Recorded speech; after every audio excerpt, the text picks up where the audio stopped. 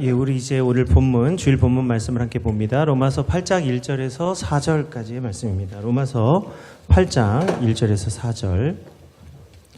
오늘 우리는 이제 로마서 총 16장 중에 가장 중심이 되는 말씀, 오늘 하나님의 은혜, 율법과 은혜 가운데 하나님의 은혜를 받는 말씀입니다. 로마서 8장 1절에서 4절 함께 합독하도록 하겠습니다. 그러므로 이제 그리스도 예수 안에 있는 자에게는 결코 정죄함이 없나니 이는 그리스도 예수 안에 있는 생명의 성령의 법이 죄와 사망의 법에서 너를 해방하였습니다. 율법이 육신으로 말미암아 연약하여 할 수 없는 그것을 하나님은 하시나니 곧 죄로 말미암아 자기 아들을 죄 있는 육신의 모양으로 보내어 육신의 죄를 정하사 육신을 따르지 않고 그 영을 따라 행하는 우리에게 율법의 요구가 이루어지게 하려 하심이니라. 아멘. 예, 오늘은 예수 안에 있는 자라는 제목으로 함께 말씀 나누고자 합니다. 요즘 우리 새벽에 계속 로마서 말씀을 묵상하는 가운데 있는데 우리가 모든 것을 다 가지고 있어도 은혜가 없으면, 다시 말하면 믿음을, 그 은혜를 알고 그 은혜를 깨닫는 믿음이 없으면 하나님을 기쁘시게 할 수가 없습니다. 그래서 오늘 예수 그리스도 안에 우리가 믿음을 가지고 살게 되는데, 예수 그리스도 안에서 우리가 살면서 얻는 유익은 뭐냐면 우리가 죄와 사망의 법에서 해방되고 정죄함이 사라지는 거예요. 이거는 죄를 짓지 않는다는 말이 아니라 우리가 죄를 짓지 않도록 우리 마음에 묵어있는 모든 죄의 뿌리를 뽑아주신다는 말인데, 그래서 우리가 진정으로 죄로부터 자유로워지려면 정죄함을 받지 말아야 됩니다. 이 정죄함이라는 말이 뭐냐 하면 형벌을 받다, 처벌을 받다라고 하는 헬라어예요. 그러니까 우리가 이미 죄를 지어서 벌을 받게 되어져 있다 이 말이죠. 그런데 우리가 알거니와 형벌이라고 하는 것은 벌 주기 위해서 있는 게 아니라 우리 죄인들이 다시 사회에서 생활할 수 있도록 그 사람의 죄를 씻고 다시 갱생, 그러니까 다시 사회인으로 돌아갈 수 있도록 하는 데 있습니다. 그래서 교도소는 죄인들을 교화하는 것이죠. 죄를 짓지 않도록 그 죄의 값을 치르고 다시 사회 일원으로 살 수 있게 하는 것입니다. 그래서 형벌이라고 하는 것은 죄를 없애기 위한 도구입니다. 그런데 오늘 죄인에게 있어서 최고의 형벌, 다시 말하면 죄를 없게 하는 최고의 형벌은 뭐냐? 그건 죽음이죠. 오늘 사형이라고 하는 제도가 우리나라에 사형수가 있지만 사형이라는 제도가 이제 시행되지 않고 있는데요. 사형이라고 하는 게 뭐죠? 죄인들이 죽으면 더 이상 그 죄를 짓지 않기 때문에 사형이라는 제도를 가지고 있는 거죠. 그래서 죽음은 가장 큰 형벌입니다. 그런데 오늘 그 형벌이 죄인을 죽게 한다면 사실 형벌은 무익한 것이죠. 왜냐하면 형벌의 원래 목적은 뭐예요? 그 죄인이 다시 사회에 나가서 살 수 있도록 변화시키는 데 있는 거죠.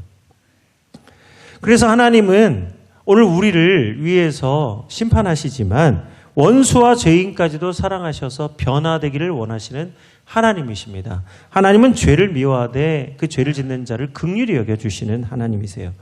그래서 하나님은 이스라엘 백성들에게 매일 희생의 제사를 요구하셨습니다. 희생 제사는 뭐냐? 희생 제물에게 안수하여서 내 죄를 그 짐승에게 전가해서 그 짐승이 나를 위해 대신 죽는 거예요. 그래서 제사의 핵심은 희생에 있는데 그건 뭐예요? 죄 씻음이죠. 내가 죽을 수는 없는 것 아닙니까? 오늘 그 죄로 인해서 내가 죽으면 그 죄를 이기고 하나님의 뜻을 행할 수 있는 의로운 삶을 살 수 없는 거잖아요.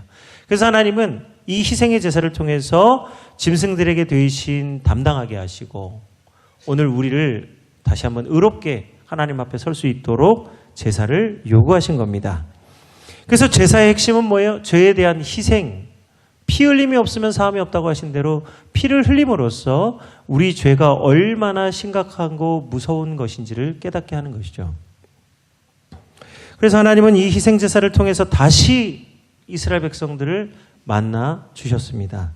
그런데 이스라엘 백성들은 무수한 희생을 드리면서도 정작 그들은 성전 뜰만 밟는 신앙이 되고 말았어요. 이사야 1장 11절에서 12절의 말씀입니다. 여호와께서 말씀하시되 너희의 무수한 재물이 내게 무엇이 유익하뇨? 나는 순양의 번제와 살찐 짐승의 기름에 배불 넣고 나는 숫송아지나 어린 양이나 순념소의 피를 기뻐하지 아니하노라.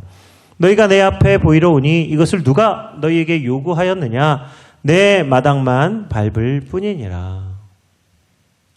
분명 이스라엘 백성들은 율법과 규례를 지키고 하나님 앞에 매일 제사를 드립니다. 그런데 그들의 마음 안에는 온갖 우상으로 가득했어요. 그래서 하나님은 이 짐승, 무수한 제물을 드리는 것을 기뻐하지 않으셨습니다.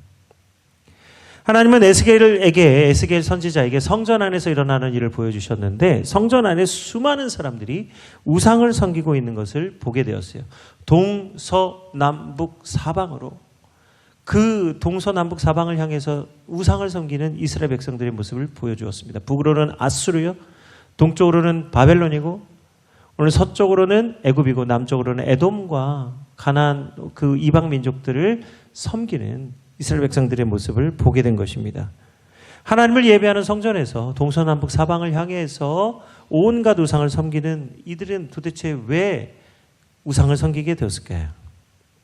분명 하나님을 알고 하나님을 예배하는데 그 안에 하나님 계시지 않다라는 거예요. 로마서 1장 21절에서 23절의 말씀입니다.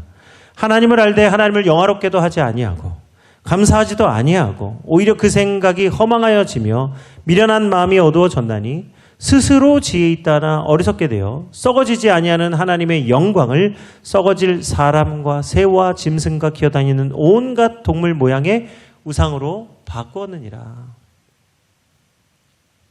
오늘 이스라엘 백성들이 우상을 숭배한 이유는 뭐냐? 하나님의 말씀을 들어도 깨닫지 못하고 지혜가 있다고 하나 지혜가 없는 지식만 있는 참으로 하나님의 지혜가 없어서 하나님을 알지 못해서 그들이 망해가고 있었다는 거예요. 그래서 이스라엘 백성들이 우상을 숭배한 이유가 뭐냐? 그 이유를 알려면 하나님이 이스라엘 백성들에게 주신 율법과 계명의 관계를 알아야 됩니다. 많은 분들이 왜 율법을 지키는데 하나님 그것을 인정하지 않나? 많은 분들이 궁금하실 거예요. 이거를 잘 이해를 못 하시는 거예요. 아무리 설명을 해도 믿음, 율법, 계명 도대체 무슨 차이가 있지? 차이를 못 느끼시고 모르는 분들이 있어요. 그래서 하나님이 주신 율법과 계명이 무엇인지를 알아야만 하나님이 왜 율법을 주시고 왜 계명을 지키라 하셨는지 이유를 알아야만 우리가 비로소 믿음이 무엇인지를 알게 됩니다. 오늘 율법이라고 하는 것은 말 그대로 법이고요. 계명은 명령입니다. 그래서 율법은요, 법율자와 본받을 법자를 합친 말로써 그 법을 따라야 된다는 거죠. 기초입니다. 그리고 계명은 조심하다, 경계하다라고 하는 계자와 목숨 명자를 합쳐서 반드시 지켜야 될 것이라는 거예요. 그래서 오늘 해야 할 것과 하지 말아야 될 것이 계명이라 한다면 그것을 왜 해야 하고 하지 말아야 되는지 이유를 알게 하는 게 율법이에요. 그래서 율법에서 계명이 나오는 거예요. 하나님은 이 율법과 계명을 제일 먼저 누구에게 주셨느냐? 아담에게 주셨습니다. 아담이 받은 율법은 너무 확실한 것이에요. 이거 헷갈릴 것도 없고 바꿀 것도 없고 변할 수도 없는 율법입니다. 계명입니다. 반드시 지켜야 되는 거예요. 그리고 반드시 하나님의 율법을 기억해야 되는 거예요. 왜 그렇습니까? 창세기 2장 16절에서 17절의 말씀입니다. 여호와 하나님이 그 사람에게 명하여 이르시되 동산 각종 나무의 열매는 내가 임의로 먹되 선악을 알게 하는 나무의 열매는 먹지 말라. 내가 먹는 날에는 반드시 죽으리라 하시니라. 아멘. 여기 하나님은 아담에게 동산 각종 나무의 열매는 자유롭게 먹어도 된다 말씀하셨어요. 해야 할 것. 자유로운 거예요. 그러나 선악을 알게 하는 나무의 열매는 먹지 말라. 하지 말라는 거예요. 이것은 지켜야 되는 거예요. 계명이죠. 우리는 뭘 지켜야 됩니까? 먹어야 될 것을 지키는 게 아니라 먹지 말아야 될 것을 지키는 거예요. 한 가지. 이 계명을 주시면서 왜 그 한 가지 선악을 알게 하는 나무를 먹지 말라 하셨습니까? 그것을 먹는 날에는 정령 죽기 때문이죠. 율법이에요. 그걸 먹으면 죽는다. 율법, 법입니다. 그리고 그래서 그것을 먹지 말아야 하는 겁니다. 계명이죠. 그런데 아담은 이 하나님의 율법과 계명을 어기고 그 선악과를 따먹습니다. 모든 다른 수많은 열매가 있는데도 불구하고 마지막 한 가지 먹지 말라는 선악과를 따먹는 거예요. 왜 먹죠? 이번에도 대신방 기간인데요. 좀 이번 이제 대신방이 얼마 안 남았습니다. 저를 좀 살려주세요. 제발 좀 냉수 한 그릇만 좀 주시면 감사하겠습니다. 이게 지금 샤인머스켓을 제가 얼마나 먹었는지 이 샤인머스켓의 맛을 구별할 수 있어요, 제가. 이게 어디서 온 샤인머스켓인지 그 정도까지는 아니래도 하여튼 이거 너무 막 과일을 풍성하게 먹을 걸 풍성하게 주셔가지고 제가 정말 신방을 하다가 제가 먹다가 하나님이 부르실 것 같은 두려움이 오는 거예요. 그래서 먹지 말라. 그건 안 하셨지만 꼭 부탁드립니다. 냉수 한 그릇만 준비해 주시면 감사하겠습니다. 오늘 이 아담이요, 왜 먹습니까? 먹는 이유가 있어요. 먹음직도 하고 보암직도 하고 하나님처럼 될 것까지 탐스럽기도 해요. 지혜롭게 할 만큼 탐스러워서 먹었다 말합니다. 오늘 아담이 선악과를 먹은 이유는 뭐예요? 탐심이 그의 마음에 들어와니까 선악과가 우상이 됐어요. 선악과가 하나님 되는 거예요. 저거 먹으면 하나님 된다. 우상 숭배가 뭡니까? 결국은 탐심에 이끌려 살아가는 자들의 신앙이에요. 탐심은 신앙이에요. 우리가 탐심은 그냥 욕심인 줄 알죠. 그건 신앙입니다. 그거에 따라서 살기 때문에 우리를 이끌어가는 게 우리의 종교예요. 우리의 신앙이에요. 그래서 하나님이 아니라 탐심을 이끌려 사는 사람은 그게 나의 하나님, 그게 내 우상. 우상 숭배라고 하는 것은 곧 탐심을 따라 사는 사람의 모습인데 그 탐심을 가지고 살아가는 사람들의 내면에는 무엇이 자리 잡고 있습니까? 탐심이라는 건 뭐예요? 채우려고 하는 거죠. 가지려 하는 거죠. 얻으려 하는 거죠. 남에게 안 뺏기려고 하고 내가 더 가지려 하는 것이죠. 남보다 더 높아지려고, 하나님보다 더 높아지려고 하는 것이 그 탐심의 실체인데 그 우상을 따라 사는 인간의 내면에는 무엇이 있습니까? 창세기 3장 9절에서 10절입니다. 여호와 하나님이 아담을 부르시며 그에게 이르시되 내가 어디 있느냐? 이르되 내가 동산에서 하나님의 소리를 듣고 내가 벗었으므로 두려워하여 숨었나이다. 결국 탐심을 가진 사람, 우상 숭배하는 사람의 마음에는 하나님을 두려워하여 숨게 되는 거예요. 그래서 하나님을 믿지 않게 되는 겁니다. 하나님을 안 믿고 싶어서 안 믿는 게 아니고요. 우리가 우상을 숭배하기 때문에 하나님을 버리는 거예요. 두려워하고 숨었다. 그래서 우상 숭배와 탐심을 가지고 사는 사람은 항상 하나님이 주신 율법과 명령의 정죄함을 받습니다. 왜? 지키지 못하니까요. 이 정죄함을 받는 사람들의 마음은 더욱더 공고해지게 됩니다. 왜? 하나님의 생명의 법을 지키지 못함으로 그 마음이 항상 두렵고 떨리고 마음이 점점 악해져서 결국 그 마음이 돌처럼 딱딱하게 굳는 거예요. 그래서 디모데후서 3장 1절에서 3절에 뭐라고 말씀합니까? 말세가 될수록 점점 하나님께로부터 멀어지게 되면 어떤 일이 있습니까? 너는 이것을 알라. 말세에 고통하는 때가 이르러 사람들이 자기를 사랑하며 돈을 사랑하며 자랑하며 교만하며 비방하며 부모를 거역하며 감사하지 아니하며 거룩하지 아니하며 무정하며 원통함을 풀지 아니하며 모함하며 절제하지 못하며 사나우며 선한 것을 좋아하지 아니하며 배신하며 조급하며 자만하며 쾌락을 사랑하기를 하나님 사랑하는 것보다 더하며 경건의 모양은 있으나 경건의 능력은 부인하니 이 같은 자들에게서 내가 돌아서라. 아멘. 여기 사나우며 우리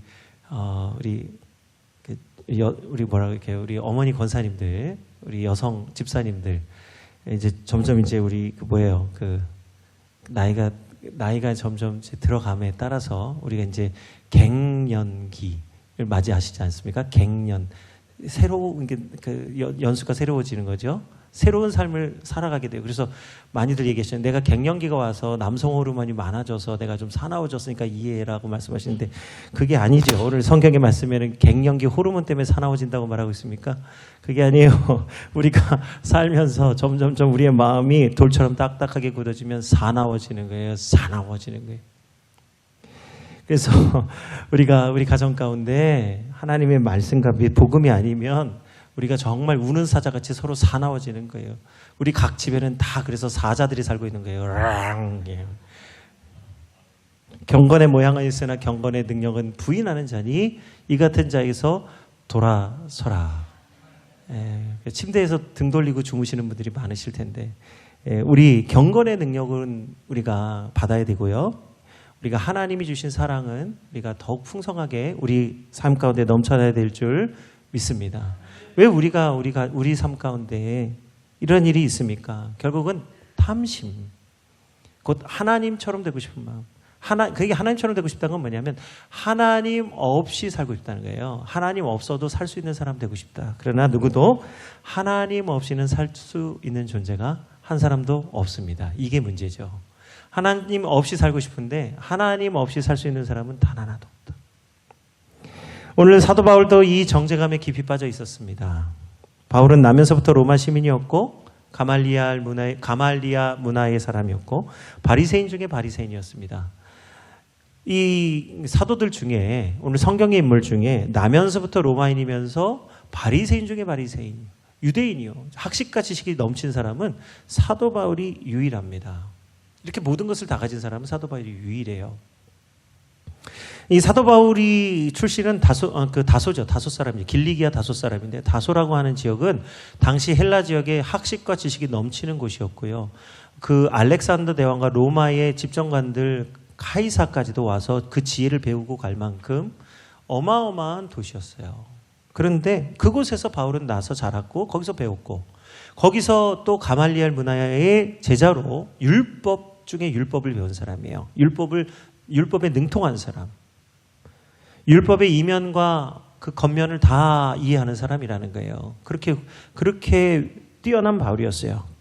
그래서 그는 유대인이면서 헬라인인 이 동시에 두 가지 신분을 가지고 있는 인물이었는데 오늘 그는 헬라인보다는 더 유대인 되고 싶었죠. 그래서 참 유대인이 되기 위해서 철저히 율법을 지켰습니다. 할례 자랑하고 율법 자랑했어요. 그런데 그러면 그럴수록 계명을 지키는데 이상하게 자기의 마음은요. 회칠한 무덤같이 무덤 위에다가 온갖 색깔을 더해서 아름답게 보이려고 칠을 해놨는데 누가 무덤에 아름답게 칠을 한다고 무덤을 아름답다고 하겠습니까? 그곳에 가서는 마음이 숙연해지고 경외하는 마음이 죽은 자를 위해서 그 마음을 묵상하는 마음이 들지 그것에 가서 기뻐하며 즐거워하며 이렇게 좋아할 사람이 누가 있겠습니까? 바울의 내면 안에는 점점점 회칠한 무덤과 같은 깊은 고민이 찾아오게 되었어요. 왜 그렇습니까? 바울 자신이 그 율법을 지키는데 율법의 의를 이루지 못하고 지켰기 때문이에요. 내 이웃의 것을 탐하지 말라 십계명을 가르쳤지만 정작 그것을 가르치는 바울의 마음 가운데 탐심이 있더라는 거예요. 탐심. 바울은 율법이 말하는 바 하나님의 의를 이루어야 되는데 계명은 지키지만 율법이 말하는 바 하나님의 의가 자기에게 나타나지 못함을 깨달았습니다. 탐심으로부터 자유로워야 되는데 왜 그래서 그렇게 탐심으로부터 자유로워서 남을 가르쳐야 되는데 내가 남에게 욕심을 부리지 말라고 하니 이 말이 나에게 법이 되어서 나를 정죄한다는 거예요. 너는 그렇게 하지 못하면서 남을 그렇게 가르치느냐? 율법이 자기를 정죄하는 거예요. 그래서 하나님의 의를 이루지 못했습니다. 그래서 우리는 다시 한번 율법이 말한 바 하나님의 의를 이루는 믿음이 도대체 무엇이냐? 그 믿음이 무엇인지 다시 한번 생각해 보게 됩니다. 오늘 그 말씀이 갈라디아서 3장 5절에서 6절입니다. 물론 로마서 전체가 바로 이 믿음이 무엇인지 설명하지만 오늘 갈라디아서 3장 5절에서 6절을 통해서 로마서에서 말하고자 하는 믿음이 무엇인지 다시 한번 생각해 보기를 원합니다. 우리 함께 합독하겠습니다. 너희에게 성령을 주시고 너희 가운데서 능력을 행하시는 이의 일이 율법의 행위에서냐 혹은 듣고 믿음에서냐 아브라함이 하나님을 믿음에 그것을 그에게 의로 정하셨다 함과 같으니라. 아멘. 오늘 하나님이 정하신 율법은 의를 이루지 못합니다. 왜 그렇습니까? 네가 먹는 날에는 정령 죽으리라 했지만 죽으리라 하는 그 말씀이 바로 그 선악과 앞에 서 있는 그때에 그에게 율법이 되어 이거 먹으면 안 된다. 하나님을 기억하라고 율법이 작동이 되어야 율법이죠. 율법을 알지만 율법이 작동이 되지 않기 때문에 의가 나타나지 못하는 거예요. 이와 같은 일이 욥과 세 친구에게 있었습니다. 욥은요 까닭없는 고난을 당하면서 세 친구들과 함께 변론하기 시작합니다. 많은 이 세 친구가 욥에게 네 죄가 있어서 그렇다. 무슨 일이 있어서 그렇다. 그렇게 말할 때 그 세 사람과 욥이 서로 하나님을 자랑합니다. 하나님의 지혜를 자랑하고 하나님의 법을 자랑하고 그러나 정작 그들이 알고 그들이 암송하고 그들이 배웠던 율법과 말씀 안에는 하나님이 계시지 않았어요. 왜요? 문자적이기 때문에. 그것을 실제로 삶으로 살아낼 수 있도록 내 안에 율법이 작동돼야 되는데 머리에는 있지만 마음으로 움직이지 못하니 율법이 죽은 율법이에요. 사법이에요. 율법만 자랑하는 거지 실제로 그 율법을 지킬 힘이 능력이 없기 때문에 그것은 문자적 율법입니다. 지킨다 해도 죽은 법이에요. 왜? 내 마음에는 그 법을 즐거워하고 사랑하는 게 아니라 그냥 그저 따르기 때문에 경건의 모양은 있으나 경건의 능력이 없는 겁니다. 그러다 보니 바울이 율법으로 계명을 지키면 지킬수록 점점 율법으로 오는 정죄감만 깊어지는 거예요. 계명만 지킬 뿐이죠. 로마서 7장 7절에서 9절의 말씀입니다. 그래서 우리 한번 같이 합독할까요? 그런즉 우리가 무슨 말을 하리요? 율법이 죄냐? 그럴 수 없느니라. 율법으로 말미암지 않고는 내가 죄를 알지 못하였으니 곧 율법이 탐내지 말라 하지 아니하였더라면 내가 탐심을 알지 못하였으리라. 그러나 제가 기회를 타서 계명으로 말미암아 내게 속에서 온갖 탐심을 이루었나니 이는 율법이 없으면 죄가 죽은 것임이라. 전에 율법을 깨닫지 못할 때에는 내가 살았더니 계명이 이름에 죄는 살아나고 나는 죽었도다. 아멘. 바울이 율법을 지키면 지킬수록 깨닫는 게 뭐예요? 오호라 나는 공고한 자로다. 이 사망의 몸에서 누가 나를 건져내랴. 율법을 지키면 지킬수록 나는 죽을 자구나. 나는 죽을 수밖에 없는 자구나라는 것을 깨달았다는 거예요. 그러니 율법이 죄냐? 그럴 수 없죠. 이 죄를 깨닫게 하는 몽학선생, 다시 말하면 하나님의 은혜를 구하게 되는 길잡이 역할을 하게 된다는 거예요. 그래서 율법을 알지 못하면 우리가 하나님을 알 수가 없는 겁니다. 그러나 드디어 하나님이 이 죽은 자 된 바울에게 새로운 믿음을 주셨습니다. 그 믿음은 무엇이냐? 바로 바울이 하나님께 받은 보배로운 믿음, 바로 주 예수 그리스도를 아는 믿음입니다. 할렐루야. 바울이 완전히 죽은 자 같은 바울이 받은 믿음은 예수 그리스도를 아는 믿음이에요. 그래서 로마서 8장 1절에서 4절의 말씀, 우리에게 주신 이 놀라운 믿음의 정수, 이 로마서 8장 1절에서 4절의 말씀을 같이 다시 한번 읽습니다. 그러므로 이제 그리스도 예수 안에 있는 자에게는 결코 정죄함이 없나니 이는 그리스도 예수 안에 있는 생명의 성령의 법이 죄와 사망의 법에서 너를 해방하였습니다. 율법이 육신으로 말미암아 연약하여 할 수 없는 그것을 하나님은 하시나니 곧 죄로 말미암아 자기 아들을 죄 있는 육신의 모양으로 보내어 육신의 죄를 정하사 육신을 따르지 않고 그 영을 따라 행하는 우리에게 율법의 요구가 이루어지게 하려 하심이니라. 아멘. 오늘 하나님께서 우리에게 보내주신 예수 그리스도께서 율법의 모든 의를 이루어 주신 줄 믿습니다. 주 예수를 믿는 자, 주 예수를 아는 자에게는 하나님의 은혜와 평강이 임하게 하실 줄 믿으시기 바랍니다. 예수 그리스도께서 길이 되시는 거예요. 그래서 길이요 진리요 생명이요 나로 말미암지 않고는 아버지께로 올 자가 없느니라. 그래서 우리가 예수 그리스도를 통해서 담대하게 하나님 앞에 설 수 있는 거예요. 아담아 아담아 내가 어디 있는지, 내가 하나님이 두려워 숨었나이다가 아니라 누구야 내가 어디 있느냐, 내가 주 예수 그리스도를 믿는 믿음으로 하나님 앞에 담대히 나아갑니다.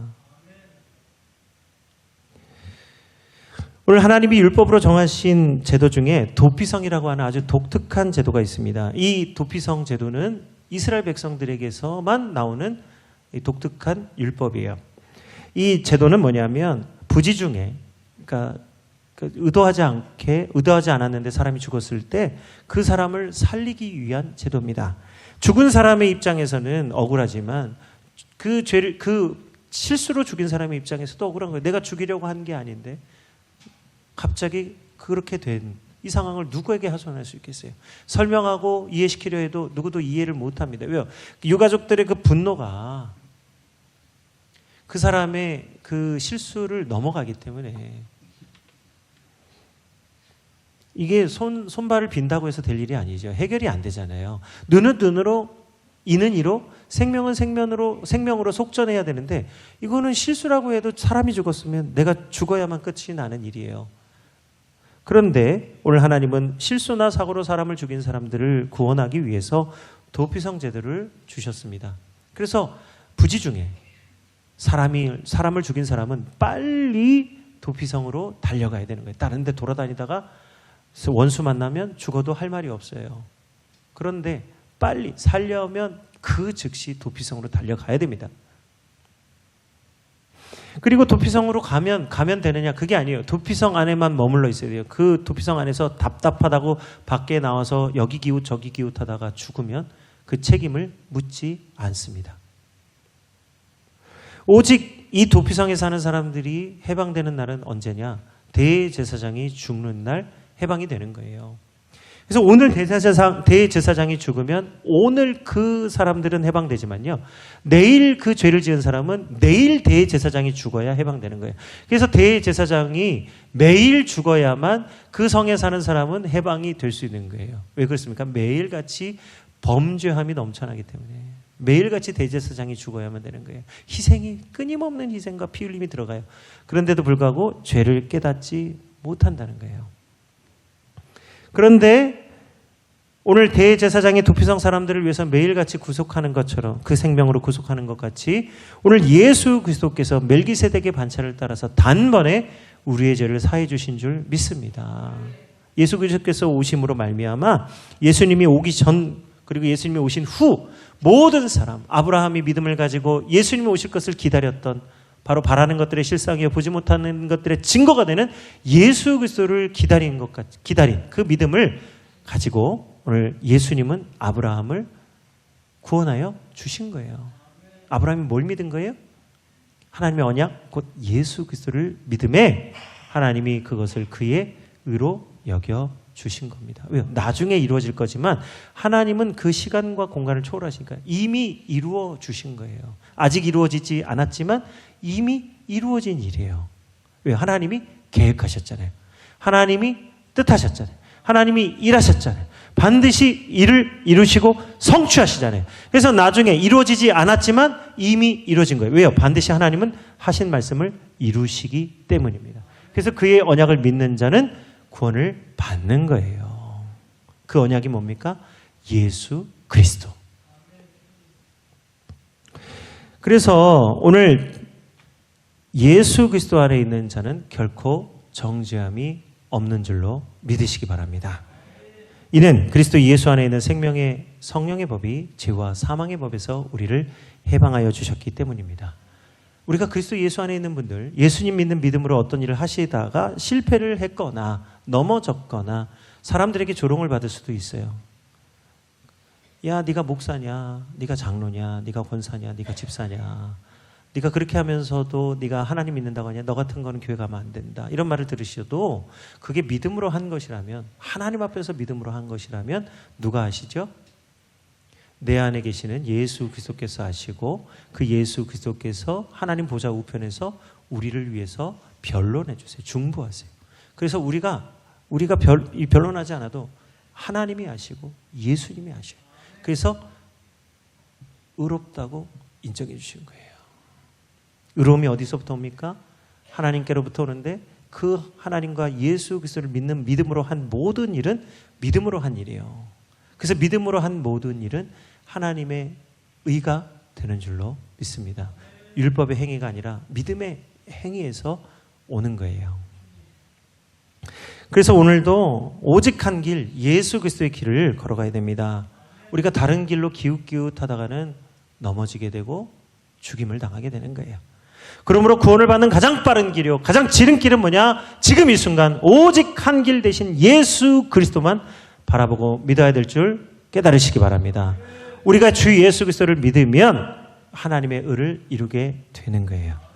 그래서 우리가 전도하는 이유가 거기 있는 거예요. 우리가 왜 전도합니까? 하나님의 의를 이루기 위해서, 예수 그리스도를 전하기 위해서. 가장 빠른 길이요, 가장 확실한 길인 예수 그리스도를 전해야만 저 죽어가는 자들이 구원을 받는 거예요. 그래서 예수 그리스도를 믿으면 영생의 기쁨을 누리게 됩니다. 이 영생의 기쁨은 어떤 다른 것으로도 만족할 수 없는 기쁨이에요. 로마서 14장 14절에서 18절입니다. 그러므로 예수 그리스도 안에 있는 자는 결코 다른 것으로 기쁨을 얻을 수 없어요. 오직 예수 그리스도만. 그래서 오늘 14절로 18절의 말씀을 함께 다시 한번 합독해 보겠습니다. 내가 주 예수 안에서 알고 확신하노니 무엇이든지 스스로 속된 것이 없으되 다만 속되게 여기는 그 사람에게는 속되니라. 만일 음식으로 말미암아 내 형제가 근심하게 되면 이는 내가 사랑으로 행하지 아니함이라. 그리스도께서 대신하여 죽으신 형제를 내 음식으로 망하게 하지 말라. 그러므로 너희의 선한 것이 비방을 받지 않게 하라. 하나님의 나라는 먹는 것과 마시는 것이 아니요 오직 성령 안에 있는 의와 평강과 희락이라. 이로써 그리스도를 섬기는 자는 하나님을 기쁘시게 하며 사람에게도 칭찬을 받느니라. 아멘. 아담이 무엇으로 망했습니까? 먹는 것으로 망했어요. 오늘 우리도 무엇으로 구원을 받습니까? 예수 그리스도를 먹고 마심으로 구원을 받습니다. 하나님이 주신 율법은요, 복잡한 게 아니에요. 이스라엘 백성들, 바리새인들은 635개의 율법과 수많은 규례와 법도를 지킴으로 피곤했어요. 그걸 지키다 보니 정작 하나님의 은혜를 생각하지 못하고 피곤하니까 자기가 한 일에 대한 자랑으로 삼게 되는 거예요.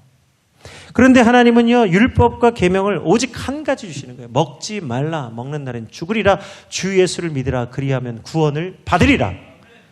율법과 계명은 오직 한 가지예요. 믿으라는 거예요. 오늘 바울은 신라와 함께 빌립보 거리에서 날마다 복음을 전파했습니다. 이곳은 특이하게도 유대인의 회당이 없었어요. 그래서 날마다 길거리에 다니면서 복음을 전파하게 됩니다. 이 복음을 전하는 중에 한 여인을 만나는데 종치는 여종이었어요. 점치는, 종을 치는 게 아니고 점을 치는, 점을 치는 여인, 귀신 들린 여인이에요. 이 여종인데 날마다 따라다니면서 바울과 실라 뒤에 따라다니면서 이렇게 외칩니다. 이 사람들은 지극히 높은 하나님의 종으로 구원의 길을 너희에게 전하는 자라. 이 귀신 들린 여종이 놀랍게도 복음을 함께 전합니다. 귀신 들린 여종이 바울과 실라를 따라다니면서 함께 복음을 전하는 거예요. 이 사람들은 하나님의, 지극히 하나님의 높으신 종들로서 예수 그리스도의 복음을 전하는 자입니다. 그러니까 복음을 들으라는 거예요. 왜요? 이 빌립보에 사는 사람들은 이 여종이 누군지 다 아는 거예요. 왜? 점을 치니까. 다 길점과 흉점을 치러 오는 거 아니에요. 어떻게 하면 내가 길합니까? 어떻게 하면 내가 흉합니까? 뭘 해야 합니까? 뭘 하지 말아야 됩니까? 점 치는 일이 뭐예요? 뭘 해야 됩니까? 뭘 하지 말아야, 그거죠. 율법을 모르고 계명만 지키면 점 치는 것과 똑같은 거죠. 그래서 다 아는 거예요. 이 점치는 여종을. 그런데 그 점치는 여종이 뭘 말합니까? 사람들이 무서워서 떠는 여종인데 이 여종은 바울과 실라를 두려워 떨면서 따라다닙니다. 이 사람들은 지극히 높으신 하나님의 종들로서 구원의 복음을 전한다. 구원의 길을 너에게 나타내고 있다. 이 사람들이 얼마나 복음을 들었겠어요. 얼마나 복음에 유익이 되었겠어요. 그런데 바울이 괴로웠어요. 바울이 왜 괴로웠을까? 여기 이 괴로움, 바울의 괴로움을 이해 못하면 우리는 복음이 뭔지 모르는 거예요. 바울이 왜 괴로웠을까요? 네? 구원이 없다. 맞아요. 이 귀신 들린 여종을 고쳐줘야 되는데 이 귀신 들린 여종이 몇 날이 되도록 쫓아다니도록 이 여인의 귀신 들린 그것을 쫓아내지 못하고 있었어요. 바울이 왜 괴로웠냐? 복음을 아는데 복음의 능력을 이 가지지 못한 여인을 구원해야 되는데 그걸 하지 못해서 괴로운 거예요. 왜 괴롭습니까? 이 귀신 들린 여종을 고쳐줬다가는 오히려 복음 전파하는 데 가로막히고 이게 완전히 빌립보에서 쫓겨날 것을 알기 때문에 복음을 전해야 되는데 복음의 길이 막힐까 봐 괴로웠던 거예요. 그러나 한 영혼이 천하보다 귀하다고 하신 대로 이 여종이 얼마나 귀합니까? 그래서 바울이 담대하게 몇 날을 괴로워하다 고민하다가 결국은 선포합니다. 바울에게 능력이 있었어요. 여종에게 예수 그리스도의 이름으로 귀신에게, 여종 안에 있는 귀신에게 명합니다. 내가 예수 그리스도의 이름으로 내게 명하니 그 안에서 속히 나와라. 바울이 명령한 그 즉시 귀신이 쫓겨나갑니다. 누구의 능력이죠? 예수 그리스도의 능력, 복음 때문에. 그런데 이 일을 이루고 난 뒤에 여종의 주인들이, 이 여종에는 주인이 많았어요. 여종의 주인들이 바울과 실라를 고발해서 많이 때리고 그 깊은 감옥에 집어넣습니다. 그냥 집어넣은 게 아니에요. 발에 착고를 채워서 집어넣었어요. 완전 정치범이. 그런데 오늘 바울과 실라는 깊은 밤중에 하나님께 찬송과 기도를 올려드립니다. 완전히 복음이 막히고 완전히 억울하게 매를 맞고 감옥에 들어간 거예요. 원망도 할 법하고 고난당한 것에 대해서 하나님 앞에, 아니 하나님 내가 어떤 마음을 했는데 지금 나를 이런 상황 가운데 만드십니까? 절망할 수도 있었겠지만 그곳에서 바울과 실라는 복음이 있었어요. 예수 그리스도가 계셨어요. 그래서 그곳에서 찬송과 기도를 올려드립니다. 그때 감옥에 있는 모든 사람들과 간수들도 그들의 찬송과 기도를 들었습니다. 그런데 어느 순간 갑자기 큰 지진이 일어나서 옥문의 문이 다 열리게 되었어요. 간수가 잠을 자다가 옥문이 열린 것을 보고 깜짝 놀라게 됩니다. 그리고 죽으려고 했어요. 간수가 이 밤중에 감옥을 지키는 간수의 책임이 뭐죠? 잠을 자지 않고 감옥을 지켜야 되는데 잤잖아요. 근데 그 가운데 문이 열렸잖아요. 그러니까 형벌을 받을 것을 두려워해서 죽는 것이 차라리 나을 정도로 형벌이 무서운 거예요. 우리 형벌이 얼마나 무섭습니까? 우리 중국과 우리 조선시대의 형벌을 보면 아주 무시무시합니다. 차라리 죽는 게 나을 법한 그런 무시무시한 형벌이 있어요. 차라리 이 형벌을 받기보다는 죽는 게 낫겠다. 그때 죽으려 할 때에 오늘 사도 바울과 실라가 그 손을 거두라고 외칩니다. 그리고 나서 어떤 일이 일어납니까? 오늘 사도행전 16장 29절과 32절입니다. 이 깊은 감옥에서 도저히 복음이 복음될 수 없고 그리스도께서 역사하실 수 없을 것 같았던 이 깊은 감옥 안에서 놀라운 역사가 일어납니다. 사도행전 16장 29절에서 32절의 말씀을 우리 함께 같이 봉독합니다.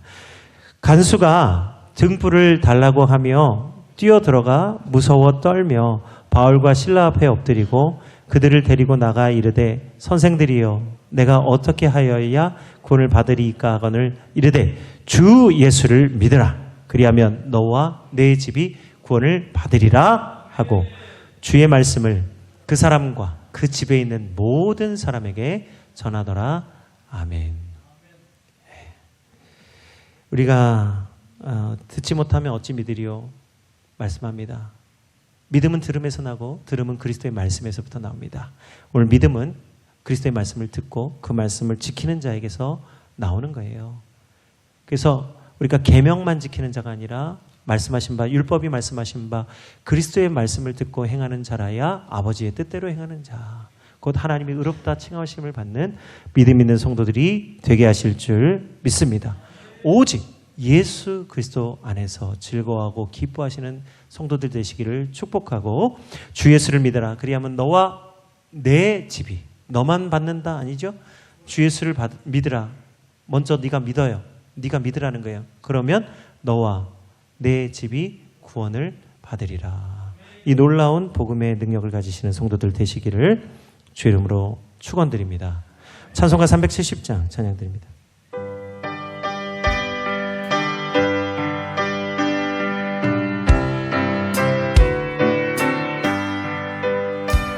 주 안에 있는 나에게 딴 근심이 있으랴 십자가 밑에 나아가 내 짐을 풀었네 주님을 찬송하면서 할렐루야 할렐루야 내 앞길 멀고 해도 나 주님만 따라가리 그들여 음이 변하여 내 기도 되었고 전날의 한숨 변하여 내 노래 되었네 주님을 찬송하면서 할렐루야 할렐루야 내 앞길 멀고 험해도 나 주님만 따라가리 내 주는 자비하셔서 늘 함께 계시고 내 궁핍함을 아시고 하시고 늘 채워주시네. 주님을 찬송하면서 할렐루야 할렐루야. 내 앞길 멀고 험해도 나 주님만 따라가리. 내 주와 맺은 언약은 영불변하시니 그 나라 가기까지는 늘 보호하시네. 주님을 찬송하면서 할렐루야 할렐루야. 내 앞길 멀고 매도 나 주님만 따라가리. 주님을 찬송하며 주님을 찬송하면서 할렐루야 할렐루야. 내 앞길 멀고 매도 나 주님만 따라가리. 이 시간 우리 함께 기도합니다. 주 안에 있는 나에게 결코 정죄함이 없고 딴 근심이 없으니 십자가 앞에 나가 내 모든 무거운 짐을 내려놓게 하여 주옵소서. 날마다 주님 찬송하며 주 예수를 그리스도를 믿는 나와 내 집이 구원받게 하시고 부활의 능력, 복음의 능력이 우리를 통하여 나타나게 하여 주옵소서. 정죄가 맞물러갈지어다, 악한 마귀가 떠나갈지어다.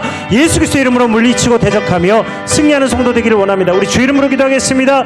주여, 아버지 하나님 감사합니다. 오늘 예수 그리스도 아는 자에게 결코 정죄함이 없다고 말씀하신 것 하나님 기억합니다. 이 말씀을 믿고 의지하오니 오늘 주 예수 그리스도 안에 머물게 하시고 예수 그리스도를 믿는 믿음으로 하나님 앞에 서게 하여 주옵소서. 예수를 믿는 자에게는 결코 정죄함이 없습니다. 하나님의 의를 이루고 온전한 믿음을 가지고 하나님 온 세계와 열방을 다니며 하나님의 영광을 나타내게 하여 주옵소서. 하나님의 나라는 먹는 것과 마시는 것이 아니요 의와 평강과 희락이라 하셨으니 성령 안에서 하나님의 의를 이루고 하나님의 평강과 은혜를 이룰 수 있는 복된 성도들 다 되게 하여 주옵소서. 내 형제를 실족하지 아니하게 하며 하나님 우리에게 양심의 자유가 있고 하나님 우리가 무엇을 할 자유가 있지만 스스로 그 권리를 포하며 하나님의 종, 하나님 말씀의 종이 되어 하나님의 말씀을 지켜 행하는 자가 되게 하여 주옵소서. 말씀이 믿음과 함께 행하게 하여 주셔서 믿음으로 행하게 하시고 행함이 믿음과 함께 행함으로 모든 의를 이루는 하나님의 역사가 되게 하실 줄 믿습니다.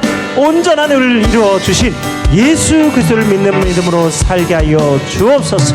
오늘도 하나님의 놀라운 은혜를 주시는 예수 그리스도 이름으로 감사하며 기도드립니다. 아멘. 사랑해 주님 감사합니다. 이전에는 죄의 종이었던 우리가 이제는 하나님의 자녀로 살게 하시고 정죄감이나 하나님 우리 안에 다시는 죄의 쓴뿌리가 일어나지 않게 하시고 우리의 마음에 무한한 은혜와 복락을 주시는 예수 그리스도 안에 살게 하여 주옵소서. 오직 예수 그리스도 외에는 구원을 받을 만한 다른 이름을 우리에게 주신 일이 없습니다. 모든 무릎이 주 예수 그리스도의 이름 앞에 무릎 꿇게 하시고 주님만 찬양하며 아버지께로 나아가게 하여 주옵소서. 나를 사랑하는 자는 나의 계명을 지키리라 말씀하셨으니 즐거운 마음으로 사랑의 마음으로 주의 율례와 법도를 지켜 행하며 하나님의 의를 이루는 모든 성도들 다 되게 하여 주옵소서. 오늘도 할렐루야 주의 이름 찬송하며 예수 그리스도 이름으로 기도드립니다. 아멘.